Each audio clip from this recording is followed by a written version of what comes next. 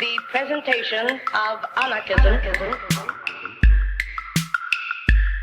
as social philosophy which aims at the emancipation, economic, social, political, and spiritual of the human race. The emancipation. Anarchist Essays is brought to you by Loughborough University's Anarchism Research Group. For more information on the ARG, see the link in the show notes or follow us on Twitter at ARGLBORO.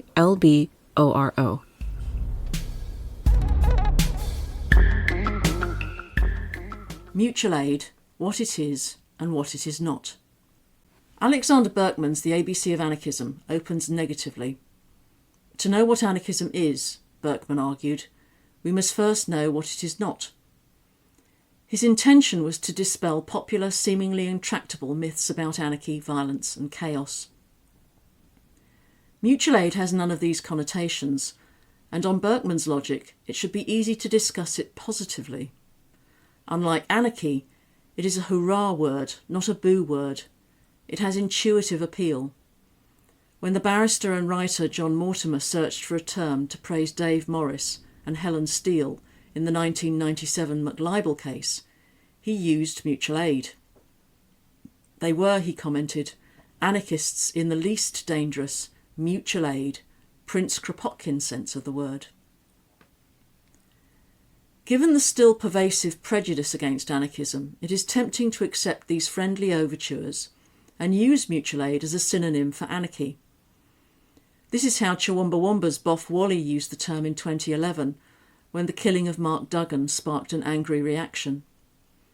Attacking the tabloid press for misdescribing the demonstrations as anarchy, he used mutual aid to put a positive spin on anarchism.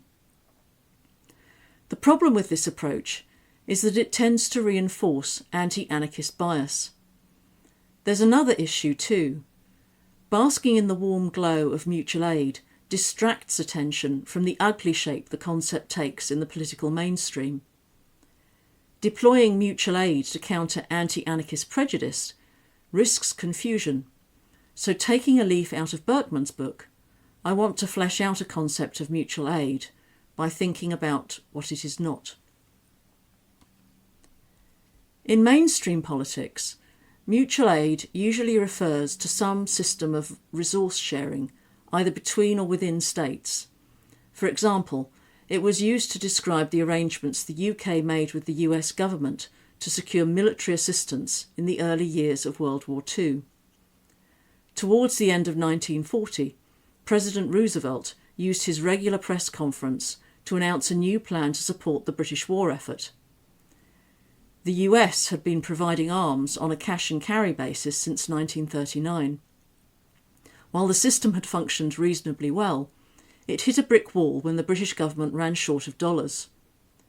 Fearful of provoking a second Wall Street crash, Roosevelt was leery of arranging new loans and proposed Lend-Lease as an alternative. He called it mutual aid. In February 1942, Roosevelt's proposal led to the Anglo-American Mutual Aid Agreement and the development of an intricate system of resource pooling across the Allied states.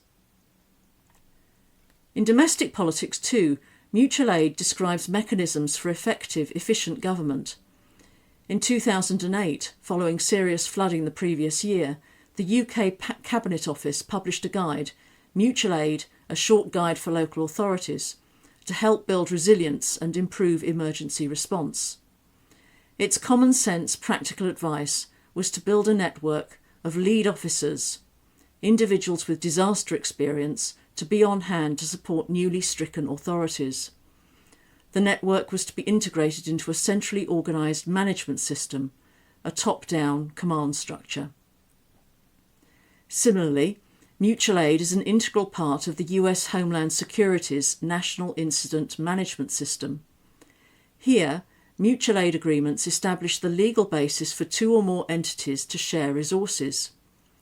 There is guidance on best practices and correct response protocols, including a mutual aid box alarm system agreement to specify the proper structure of command. In the UK, a recent briefing document defines mutual aid as the provision of policing assistance from one force to another, and is usually provided in response to or in anticipation of a major incident or event. The document continues, as forces face cutbacks in specialist and mainstream capability, mutual aid agreements will remain a key part of the public order policing, and the revised strategic policing requirement issued on 31st July requires police and crime commissioners and chief constables to plan and prepare to deal with public order or public safety threats that cannot be managed by a single force on its own. It is difficult to imagine a more profound contestation of ideas. Yet, to return to Berkman, these ordinary constructions of mutual aid usefully help delineate what it is not. It is not a contractual arrangement based on reciprocal exchange. It is not about leveraging advantage. It is not motivated by self-interest. It is not a service. It is not regulated by command. It is not a technical capability. It is not an instrument for resource management. It is not a makeshift or a stopgap for patchy or shoddy government. The origins of the anarchist conception are usually traced to Kropotkin's mutual aid, a factor of evolution.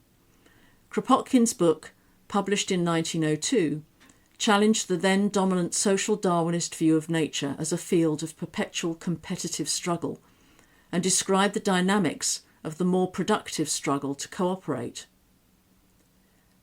As Kropotkin was keen to emphasise, the theory of mutual aid was not his brainchild.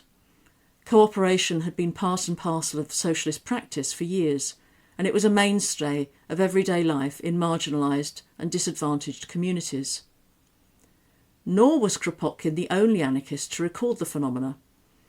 Lev Mechnikov, a fellow geographer, observed the same thing in Japan, independently advancing a related theory of cooperation at virtually the same time Kropotkin started formulating his ideas.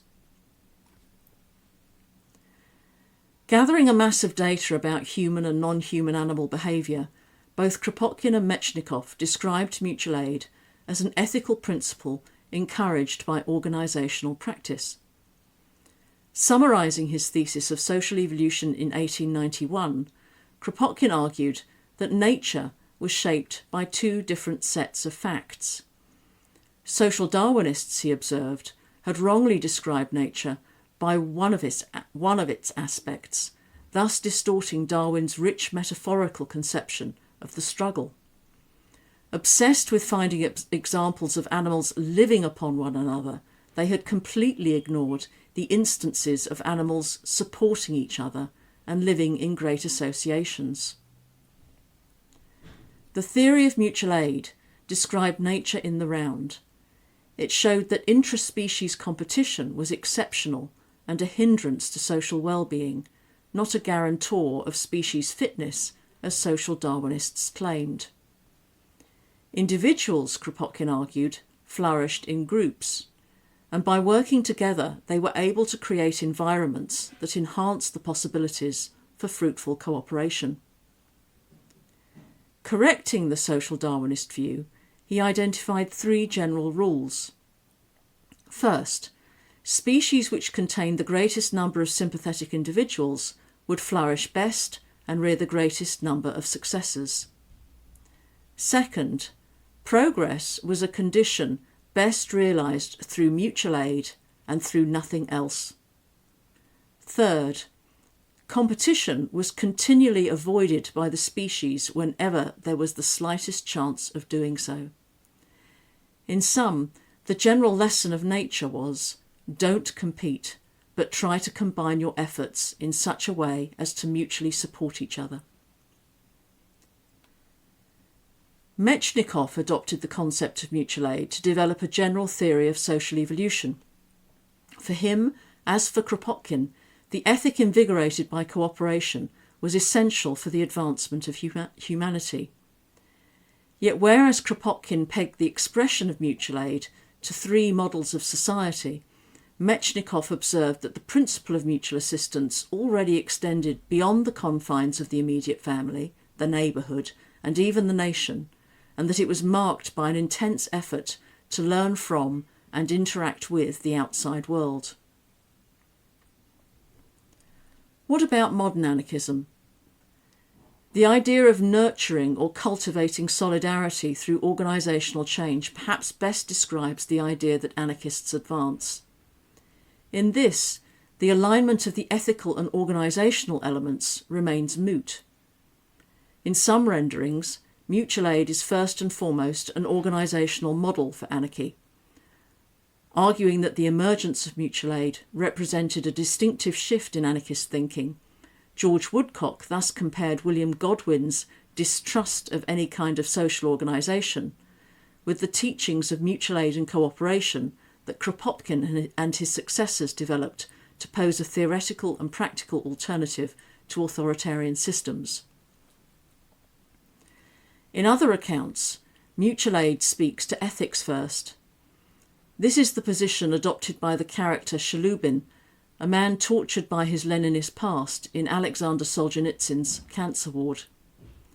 For him, mutual aid is the ethical socialist alternative to dystopian socialist planning, or as Shalubin puts it, the false promise of happiness and the guarantee of material well-being. Treating the relationship between organisation and ethics as a trade-off, Shalubin warns, one should not direct people towards happiness because happiness is an idol of the marketplace as well.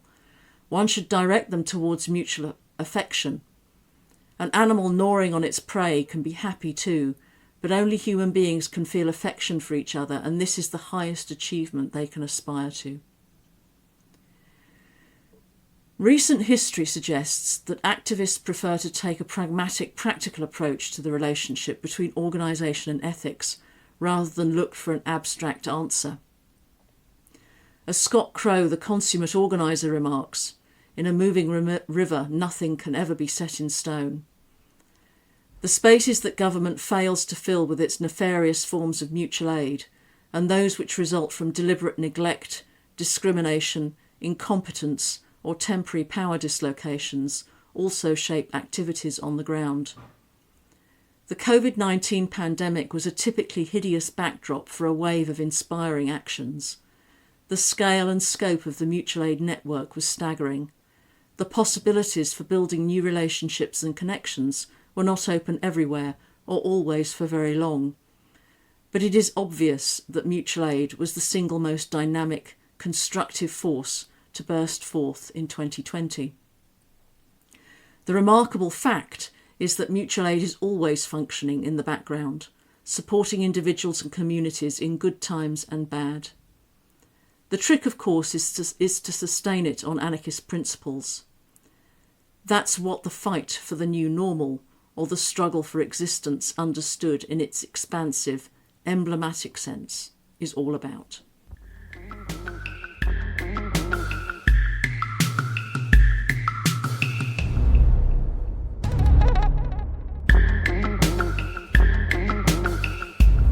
Thank you for listening. To help others find anarchist essays, please rate and review us wherever you find your podcasts.